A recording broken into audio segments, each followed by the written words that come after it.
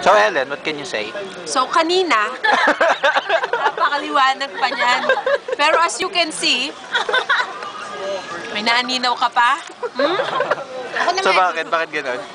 Define kanina. Kanina, puso pa yan. Saan? Yun, nandun. Tapos ngayon, saging na siya. RB ka muna. Sige, pakidefine yung kanina. Define kanina. Define kanina, dali. Mamaya naman.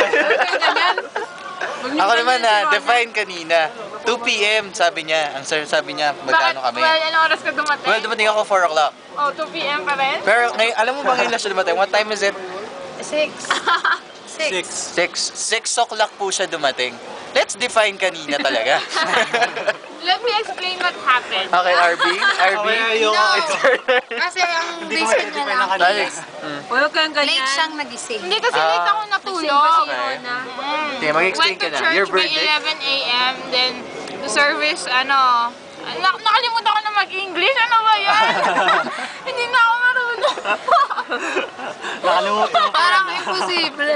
Posible. Rona, hindi mo rin mag-English. Anyway, this is our pizza. Treat po yan lahat ni Rona. Yeah. Yeah! So, sa mga AB English dyan na hindi nakarating, Sorry. sorry na lang Hindi kayo. kasi kayo pumunta. Ang charap. Oo, napakasarap. Grabe, no? RB, tama ba? Tama. Tama. Yeah. Okay, cut.